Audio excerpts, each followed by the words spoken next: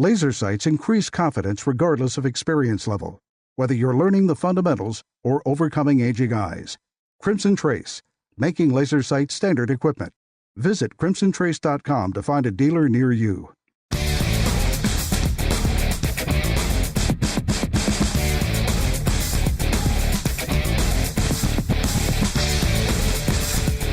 This is Tom Gresham's Gun Talk, now available on iTunes and other podcast clients, and on the free GunDealio smartphone app for iPhone and Android. Feel free to call Tom now at 1-TOM-TALK-GUN or 866-825-5486, or email Tom at guntalk.com. Now, once again, here's Tom. All right, back with you, 866-TALK-GUN, or just dial Tom Talk Gun. We can talk about guns, because, hey, this is gun talk. That's what we do, right? Well, we'll talk about other things, too. During the breaks, we're talking about motorcycles. Jim got him a new motorcycle. Vroom, vroom. Something about... I was explaining to somebody recently, and this woman, the wife, a friend, she says, that's it exactly. I said, here's the thing you need to understand. Guys are all about converting money into noise. It doesn't matter if it's motorized, if it's guns, if whatever it is, we turn money into noise. She said, that's perfect. That's it. There you go. Feel free to use that one. Hey, let's talk to George on 4. He's in Bossier City, Louisiana with, I think, a cleaning problem. Hey, George, what are you running into? On my Glock pistols, when I pull the barrel and try to clean the grooves in the rifling, I can't seem to get that gray, kind of bluish gray buildup out of the grooves. I see that they're different type of grooves than what's on a Smith & Wesson. They're not square cut. Right. But I don't seem to. I've used every product I can buy, and I'm getting pretty aggressive with the running the brush through there. I don't know if I'm being too picky or. Maybe. Let me ask you, can you name 2 or 3 of the bore cleaners you tried? Let's see, they're over on the table. I just bought that copper and lead stuff most recently. I got the one that's a foam. If you could hold a second, I could just run and grab it right quick. Sure, you go ahead. Well, I'll just yak. So, it is a problem with the, he'll come back in a second and interrupt me, so that's fine. Everybody interrupts me. It's okay. Cleaning barrels is always a challenge. One of the questions is, how do you know when you get there? How much should I clean it? Honestly, for handguns, probably enough really is enough. But for some people, they want to just stare at it and look at it and see, how it works. And I mean, is it really, really clean? Well, I don't know. I've never been one of those that's really fanatical about that. I clean it. Now, rifle barrels is a different deal. I want to clean it until I start getting clean patches. But with handguns, probably good enough. So it's just me. We'll see what George comes up with. One of the things I'm going to suggest, and I know you're thinking the same thing probably. You there, George? Yes, sir. All right. What'd you run up with? What you got? Okay, I got this break-free bore cleaning foam. I got this copper and bore remover from Hops. Okay. And number 9 synthetic blend ultimate bore cleaner.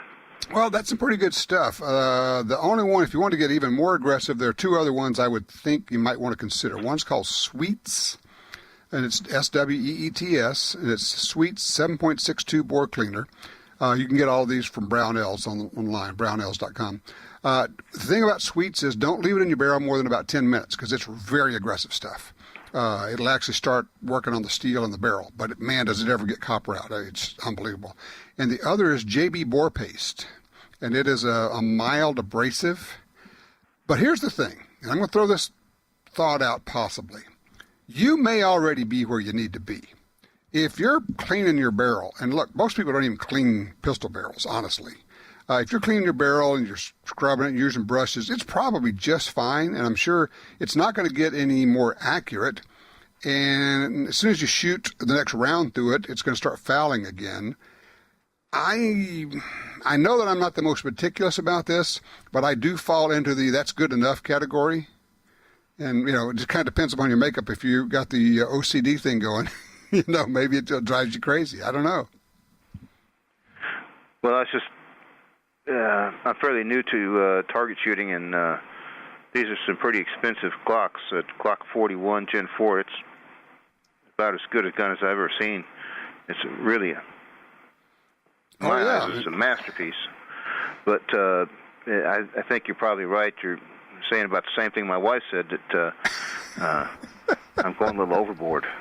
Well, I tell you, and there's some good stuff. There's a company called Slip 2000 that we've done a lot of stuff with, and they just do they have some really cool products. And the thing that I like about them, unlike the Sweets is very aggressive and it's a little spooky.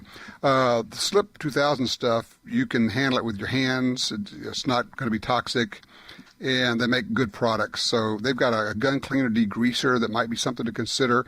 They have something called a carbon killer that you can actually just put the barrel down in the solution, and it's not toxic. You can stir it around with your fingers and leave it in there for 15, 20 minutes and take it out and clean it, and it's probably good. So you might look into the Slip 2000 brand. The other thing is your wife will like it because it doesn't stink up the house like some bore cleaners do. So just a thought for you, okay? Okay, that sounds terrific. All right. I wish you luck with it, man. It's I get it, It's you want to scrub, but at a certain point you just go, yeah, it's probably pretty good. And here's the other thing. It's not going to get more accurate. It is as good as it's going to get with a handgun. Now, if you're shooting bench rest, rifles, that kind of a deal, it's a whole other world. And people have they actually make up their own cleaning products, like combining, it's going to sound weird, transmission fluid with solvents. And never have understood that when there are so many really good products out there. Just, it puzzles me. I'll tell you what, let's get to where we go. Yes, Philip on line 2 out of Oklahoma. Hey, Philip, you're on Gun Talk. Hey, Tom, right along those lines with the cleaning, one thing that we found with rifles is that if you use the copper killer that gets the copper out, that can really improve your accuracy with rifles. Absolutely, and that's the copper is a hard thing to get out. So if you use a good bore cleaner, a copper remover, I think it makes a difference. I agree with you. Oh, absolutely. We got an M1 Garand, and we were going to replace the barrel on it. And then we started cleaning out that copper stuff. All of a sudden, that thing started shooting better than ever. Well, you start using a good copper solvent, and you start putting patches in there, and they keep coming out green. You keep doing it until you get a clean patch. Because, as long as it's coming out green, you're still getting copper out of there. Yeah, sure. Hey, I was calling about the buffalo bore bullets. I looked into this a while back, and you're talking about a 9mm bear gun, and Buffalo Bore makes something called the Outdoorsman. And it's a round, and it's a harder metal. And with a 9mm, it is guaranteed to give 48 to 60 inches of penetration through specifically bear skull and bone and whatever else he's got in there. Yeah, I would say Buffalo Bore and Double Tap ammo are the two that I would certainly recommend. Double Tap has the hardcast lead bullet loads, and we've tested those. Honestly, the reality is we have completely failed in all of our TV work when we're doing Double Tap. We've never been able to catch one of their bullets. I don't care how many jugs of water, how many blocks of gelatin we lay out there. Those suckers just keep going, and they go like crazy. I'm a huge fan of the Double Tap hardcast bullets. And yes, Buffalo Bore, good stuff. But I think you've hit it. It's all about the penetration. And your self-defense loads that you go buy that say self-defense, they're designed for that 14, 16-inch penetration for humans. But for a bear, you need something that will seriously you need penetration that's measured in yards, not in inches. There you go. There you go. Well, Buffalo Bore, they seem to make the best thing that I've found. I'll check into the Double Tap. Very good. Thanks, Philip. Appreciate that. 866-TALK-GUN or just dial Tom Talk Gun. I'm Tom Gresham, and this is Gun Talk.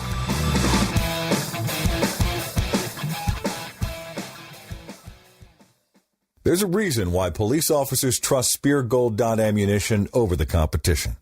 The same reason you should too. The ultimate expansion and FBI-tested reliability have proven time and again to protect America's finest. Spear Gold Dot is the #1 trusted ammo for police protection. And while it's standard issue for the men and women in blue, it's now available for personal protection. Spear Gold Dot.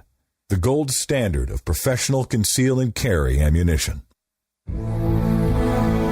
Since 1937, Ducks Unlimited has led the charge on wetlands and waterfowl conservation.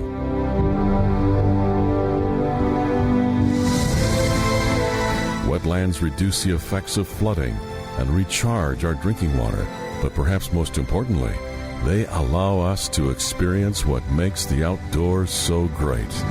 Band together to rescue our wetlands. Laser sights are an essential firearms training tool, improving the skill level of the shooter by enhancing proper fundamentals like sight alignment and trigger control, and providing life-saving practices that can be depended on in moments of crisis.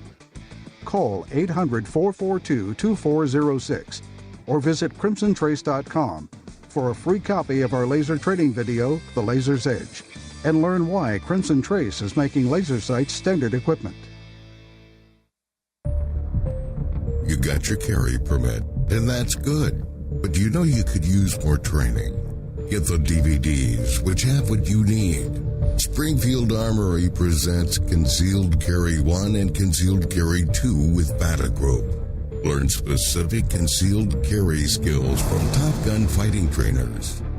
Get trained. Be prepared. This really is life and death. ShopGunTalk.com. That's ShopGunTalk.com. For more than 70 years, Timney Triggers has been enhancing the shooter's experience. Whether it's a local competition, a day at the range, or even the hunt of a lifetime. Setting the standard in aftermarket triggers, Timney is now producing more than 170 models of triggers for bolt-action rifles, shotguns, AR rifles, and semi-automatic rifles. Proudly made in the USA since 1946. Find your new trigger at TimneyTriggers.com.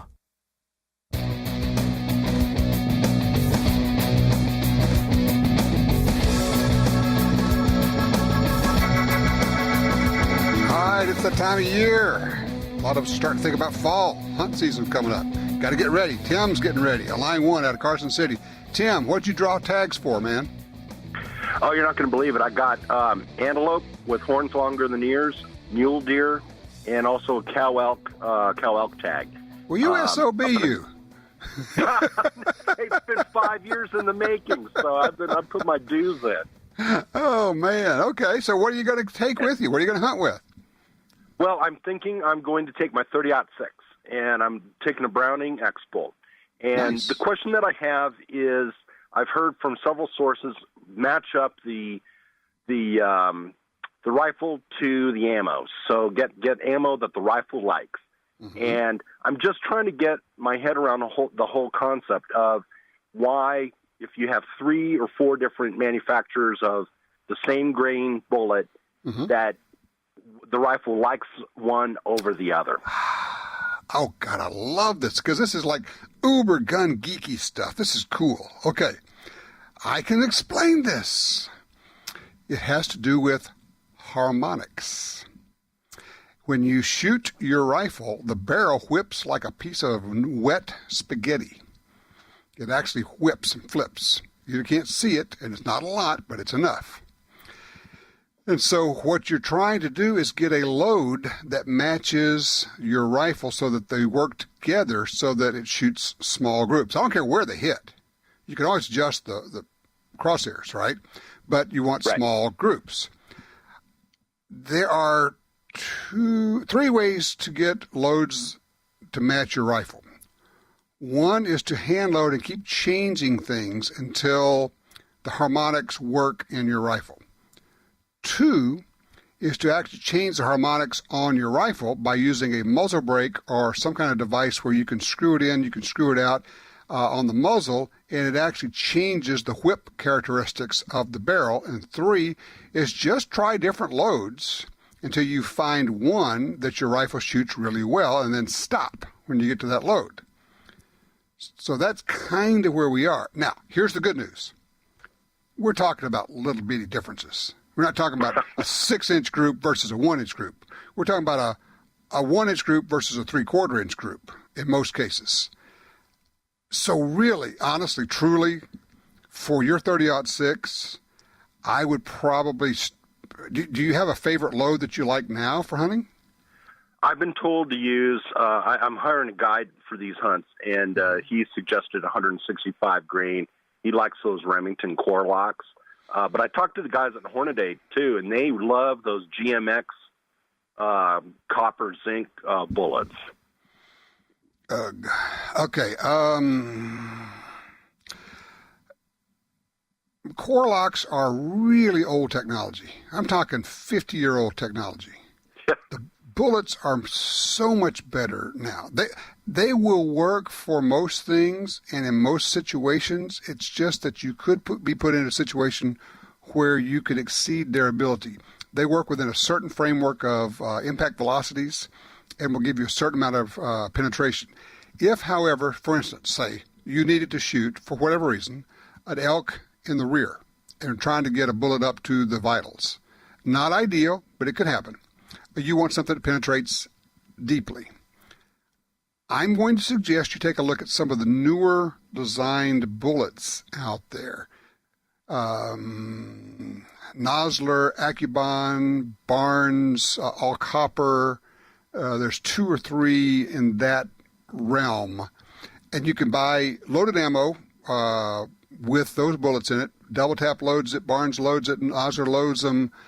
Different companies load them using these good quality bullets. You're paying good money for a guide. You've waited 5 years for this. Do not cheap out on your ammo. Get the good stuff, okay? I'm with you. Okay. That's what I would do if it were me. And I'm good. And I like the choice of a 165 is not a bad compromise. If anything, I might even be tempted to go to 180 just as an all-around load. But that's really, really a fine-tuning deal. It's not a big deal. As long as you're using good bullets that will hold together, and that's what we're talking about here, bonded bullets or the controlled expansion bullets, 165s will work just fine.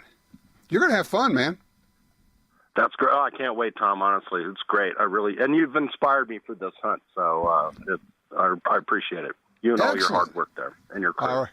Well, good deal. You have a good time. And look, after you go, give us a range report on your hunts, okay?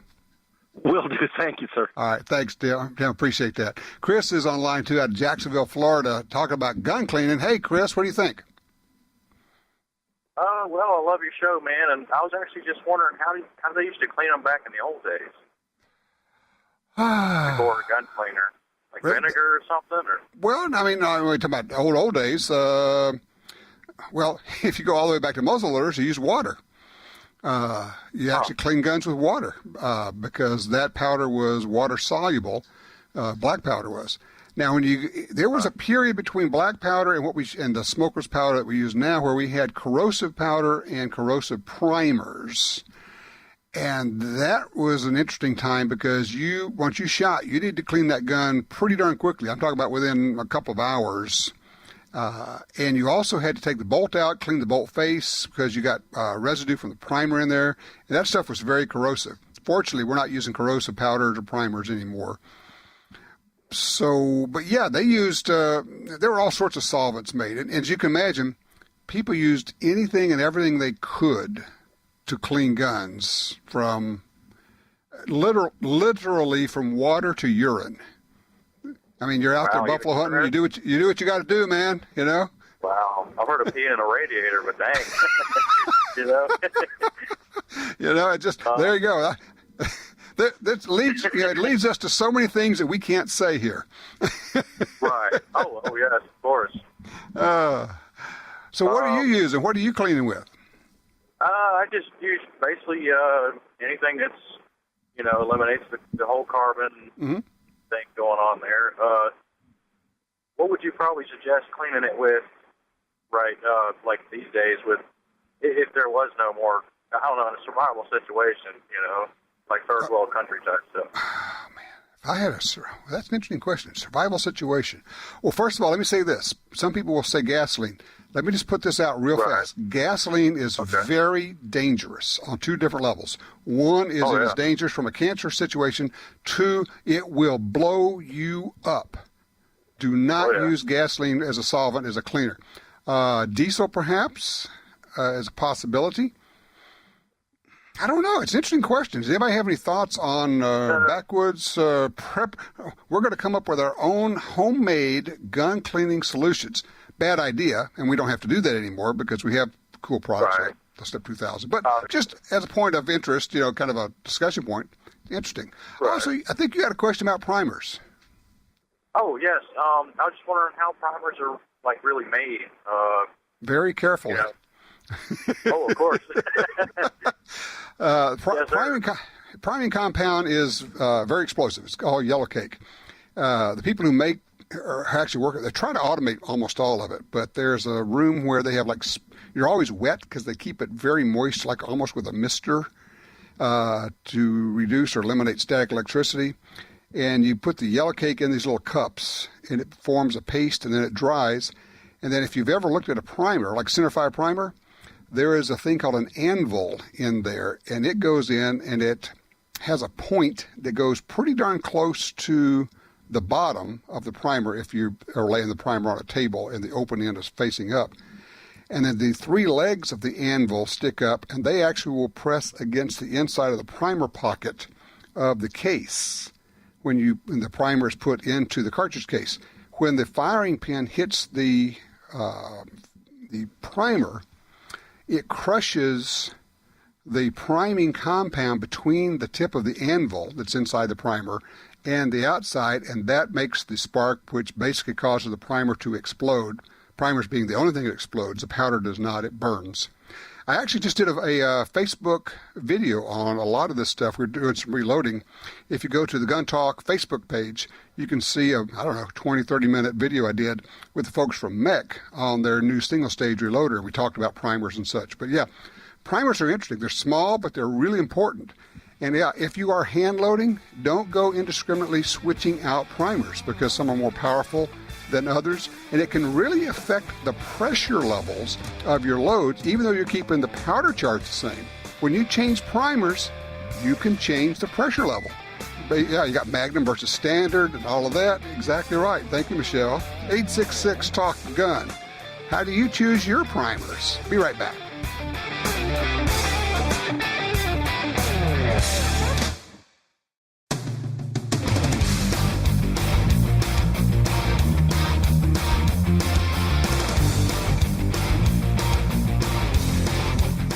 Gun Talk encourages you to support the local sporting goods store, gun stores, ATV dealers, and other local businesses in your area who advertise on this station and Gun Talk. Only together can we protect our rights. You're listening to Washington Times opinion page regular contributor Tom Gresham.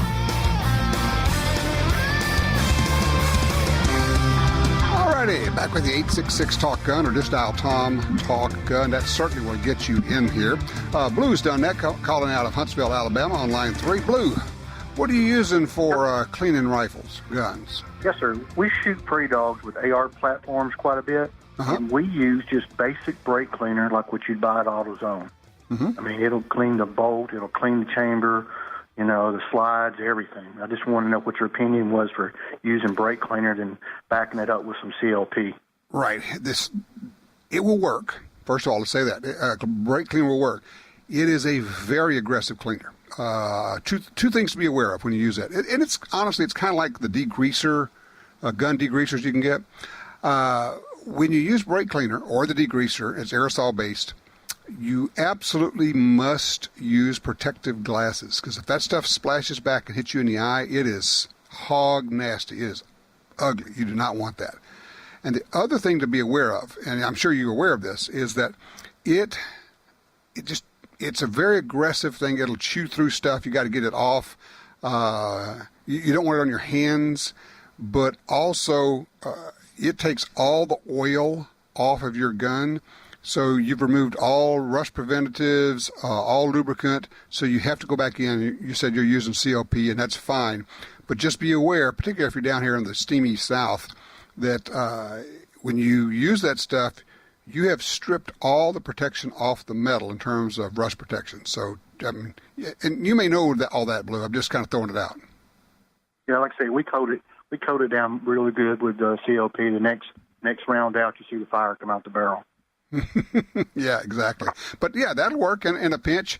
It wouldn't be my first choice, but yeah, brake cleaner or gun degreaser, as long as you understand the challenges. And I'm not kidding about it. I would not want that stuff on my skin either. So I appreciate the call. Thank you, sir. John, let's keep talking. He's on line 2 out of Arkansas. Let's keep talking about gun cleaning. What are you using, John? Hey, I use what they call the Rogers Advanced Gun Cleaning System. It's the same system that he uses at his schools, and he cleans all of his guns, rifles, shotguns, and handguns with it. And I saw his video on the internet and bought his system, and it's a water-based system. You can clean your gun right in your kitchen sink, and he has a board cleaner that you put in there. Then you put his brushes through there and clean it, and then you take the squeegee system and pull it through there, and then you wash it out with the cleaning solution, and then you clean the rest of the gun just like you would with a spray solvent, and you don't have to use oils or anything else. Wipe the gun down, and you're done. And when you look down that barrel, it looks brand new. And so you don't have to mess with the patches and all the other stuff. And it comes in a little kit, and it works really, really great. And if you haven't tried it, I would suggest that you do, and anybody else that wants to clean their gun at their kitchen sink. I assume you're talking about Pat Rogers, right? Yes, sir, that is correct. Okay, yeah, good deal. I'll tell you what, I will look into that. I've not used that before, but it's one I got to admit, I'm not familiar with, but I'm going to look into that. I appreciate that. As I say, I've been kind of using this Slip 2000 system. I like it because I can get it on my hands. I don't worry about it. And honestly, a lot of the stuff we've used in the past, at least, is stuff that after you use it, your skin starts cracking on your fingers, and you're just going, oh, man, what's that doing to me? And now we learn that we actually absorb a lot of that stuff into our system. And they can actually find it in your blood sometimes when you get on your skin. So just letting you know. Yeah, Jim says, yeah, plus the Slip 2000 is easy, less work. I am a minimalist when it comes to cleaning guns. I got to tell you, that's not a lot of people love cleaning guns. I am not one of those people. Line 1, Jeff is with us out of Oregon. Hey, Jeff, let's talk about 30-06s. I've got some information for our buddy down in Nevada that has those tags for 3 different species. I have never had a Nosler partition bullet fail in any caliber, and Federal Premium loads a 165 grain Nosler partition in 30-06. They'll be uniform, and they'll handle those 3 different animals well. And all I can advise him is avoid anything with a polymer tip on different species, because what works on one species with a polymer tip won't necessarily work on another, but the partition bullet won't fail it. I have used partitions for many, many years. They're not the latest, greatest, but they are utterly dependable, and I'm right there with you. I mean, I just don't worry. If I'm using partitions, I don't worry. Oh, you'll love this story, Jeff. Years ago, my dad was having a rifle made by Kenny Jarrett, of course, noted rifle maker, super accurate rifles. And he wanted a 7 mag. And Ken says, well, I can't make a 7 mag shoot. I pick something else. He says, no, I want a 7 Remington mag. Okay, well, I'll make that. He says, all right, well, I'll tune it up. What ammo do you want? He says, well, I want to use 160 grain partitions. He goes, oh my gosh, you can't make partitions shoot well. That's just not I want an accuracy bullet. He says, no, that's what I'm going to use. I'm going to use a partition. He says, oh, okay, we'll try that. So he gets the rifle. He gets the test targets using Nosler partitions, and the groups, he's got it shooting into the 3s. That is, we're talking 0.3, a third of an inch groups with Nosler partitions. So if somebody tells you they won't shoot well, baloney. They'll shoot just fine. And I'm right there with you. I think the partition bullets, and you can get them in Federal Premium. You can get them from other loadings as well. Also, of course, there are a lot of good bullets out there. But to your point, the Nosler partition was one of the first controlled expansion bullets out there. So let's see. He didn't want to talk on the air, but Scott called in and says, don't use brake cleaner inside. In other words, inside a building. It's a hydrochlorinated product also known to cause cancer. Didn't know that. All right, here you go. You got to love this one. From the tell you what, we'll take the break. When I come back, I got to tell you about one of the most useless efforts to try to stop crime with guns. And they admit that it doesn't work, but we're going to do it anyway. When we come back, I'll tell you all about it. Holy cow.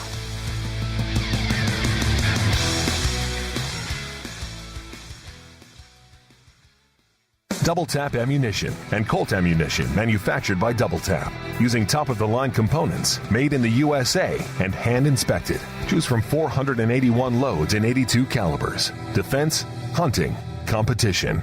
Double Tap.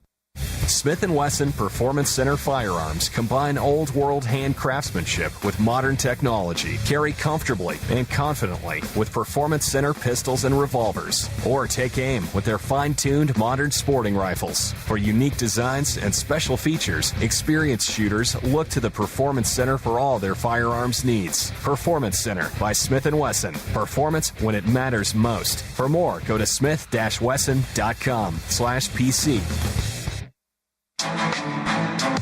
Attacks happen every day. How will you react? See real people put into real-life criminal attack situations on First Person Defender. Discover what works and what doesn't. Kidnapping, ATM robbery, home invasion, and other attacks. Learn how to save your life and the lives of your family. Get the entire first season on DVD at shopguntalk.com. Get prepared. shopguntalk.com. You use Slip 2000's full line of gun lubricants, including EWL and EWL 30, because you know your guns deserve the best available. It's time to add Slip 2000's Carbon Killer Gun Cleaner. Carbon Killer dissolves carbon and lead on contact, is not toxic, and reusable. Carbon Killer works on all weapons, including handguns, rifles, and machine guns, plus silencers and compensators. Slip 2000. We're all about gun care. Learn more at slip2000.com. Colt Defense Ammunition, manufactured by Double Tap. Real defense ammo, designed with maximum effectiveness in mind. Have confidence in the performance of your defensive ammunition with Colt Defense by Double Tap. Available at your local retailer today.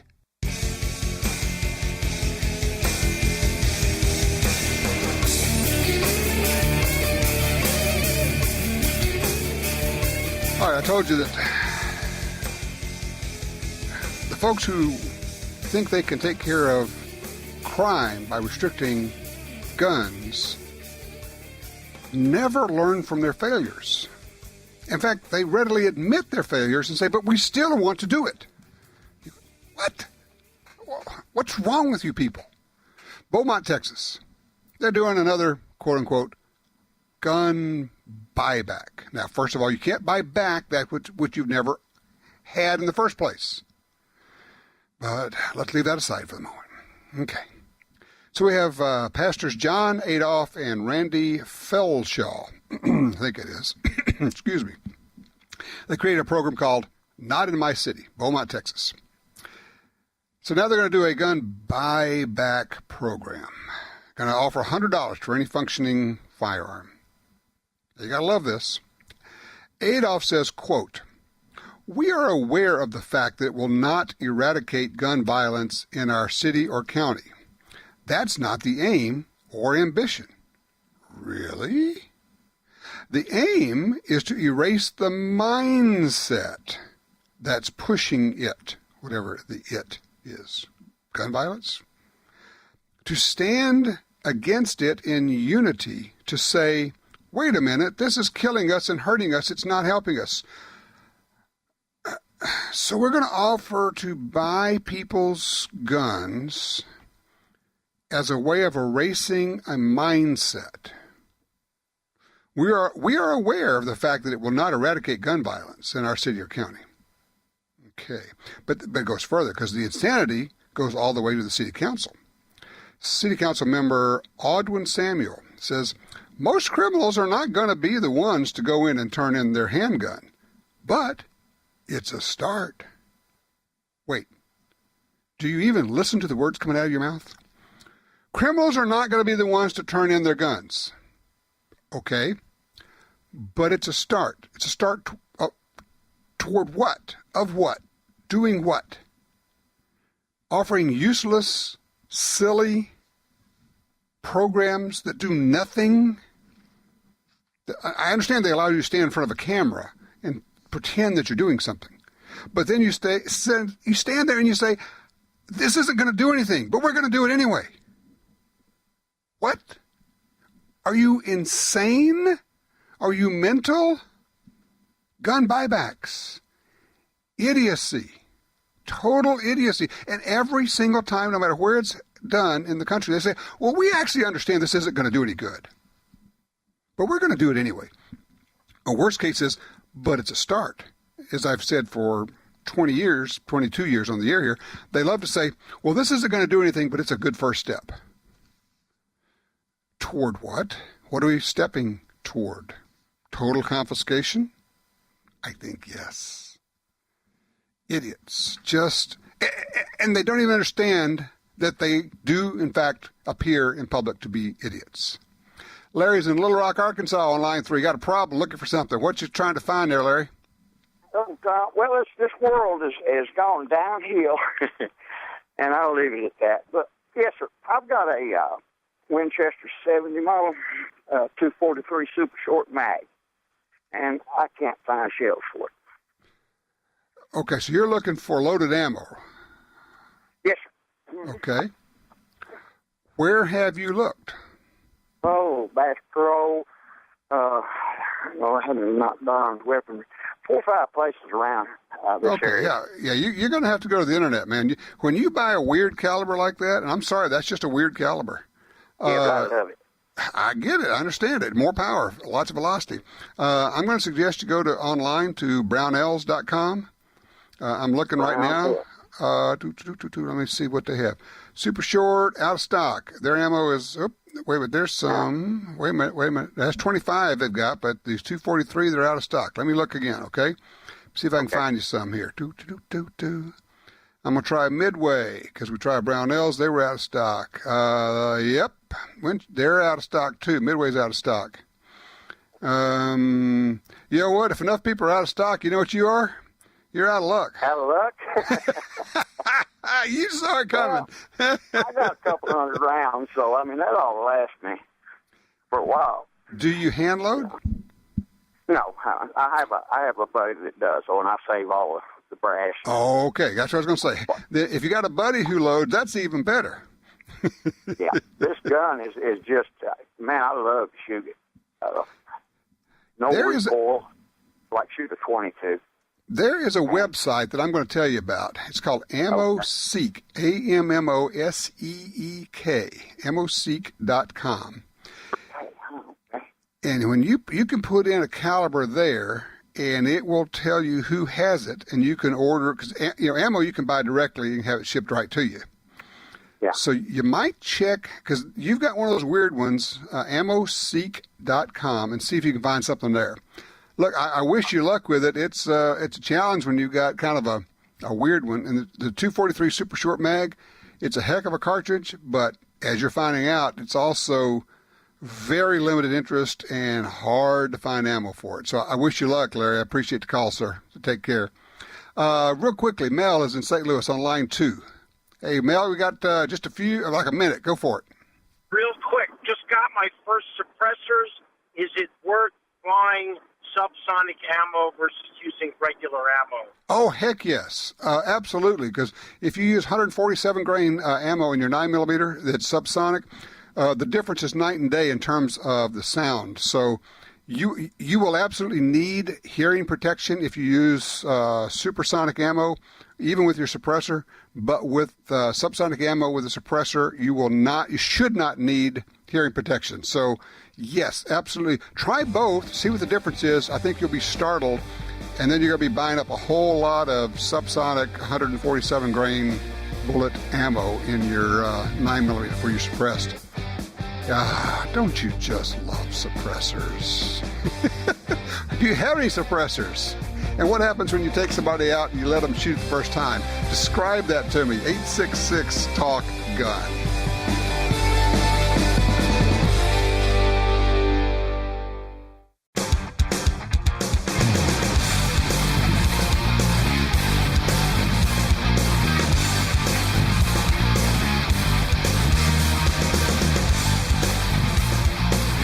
Okay, straight to the phones. Line 3, Mike's in Dodge City, Kansas, with a report that will probably surprise absolutely no one. Mike, what's going on in Wichita? Okay, in Wichita, they're having walks, marches for stopping gun violence, and they usually are pretty good at it. The local Alphabet Newsman Network are showing it. And every one of them said, we got quite a crowd. We got quite a crowd, except one of them in the news station showed that might have been 60, 70 people. Of course, there's some people had to bring out their kids. But the NAACP, one of the city council ladies, and we're going to have to stop gun violence. And they didn't say what they were going to do. Of course, they're always vague about that. And they've done this a couple of times in the last year and a half, that they're going to stop gun violence. And so they're just something that you continuously watch. But this time they goofed up and they actually showed the whole length of the crowd. Well, that was kind of comical. The media does fudge that stuff. But, it's a great opportunity for you, Mike, maybe to contact a reporter and say, the FBI says that gun violence is down by 50% over the last 20 years, down by half. So obviously there's no epidemic of gun violence. It's all going in the right direction. We have more guns. We have more people carrying guns. We have more people carrying loaded guns, and yet gun violence is down by half. And then I'd follow it with, why didn't you ask them the question? Why didn't you bring out this important fact? And also, here's what I always do. I always say, look, this is not an NRA number. This is an FBI number. Yeah. Gun crime down by 50%, by half in 20 years. Stunning. So I like to call them on it. And sometimes you can't get through to them, but a lot of times you can put the comments on their website where they'll have comments available with their stories. And I just throw it out there. But a lot of times they'll have the reporter's email address with the story online, and I'll shoot them an email and say, you really missed an opportunity here because you swallowed hook, line, and sinker this lie about an epidemic of gun violence when it's actually down by 50%, which is a stunning success story. And then maybe say, and then friendly, just say, would you like to do a story on the success of reducing gun violence and what the role that gun owners have played in that? If so, please contact me. And then you could take a reporter out shooting. You could talk about how concealed carry, we got 15 million people licensed to carry guns now, and they are identified as being more law-abiding than the general person walking down the street. People with guns who have a permit, more law-abiding than people walking down the street, your average person. So, anyway, but I appreciate it, Mike. Yeah, this is a game that is played, we got big crowds out here. Well, you know what part of that is? Honestly, the media got fooled. They got hornswoggled. They got duped into coming out and covering this thing. And they go out there and go, holy cow, we got a truck out here. We got a reporter out here. We got a photographer out here. And there's nothing going on out here. Well, we got this investment in time. We can't say, hey, we really don't have very many people out here, because that's not much of a story. So now it's a CYA deal. Now the station's got to cover, the paper's got to cover for themselves. Why are we even covering this non-thing? There's nothing here. It's a nothing burger. So they have to say, well, it's a pretty large crowd, and then they'll shoot it in such a way. I mean, do you remember the story? It was just this last year where the news crew put up a warning tape of their own for a backdrop. It wasn't a police warning tape. They actually staked it out themselves so the reporter would have a backdrop like we're standing behind the warning tape from the police. And they got caught. Somebody shot a wide picture of it. It's just like 10-foot piece of tape out in the field, and then the reporter's standing in front of it. Yeah, they lie. They make this stuff up. Basically, be very, very careful what you believe and who you get your information from. At the same time, call them on it every single time. That's what the Truth Squad does. We leave no lie left unchallenged, right? That's what we do. 866-TALK-GUN.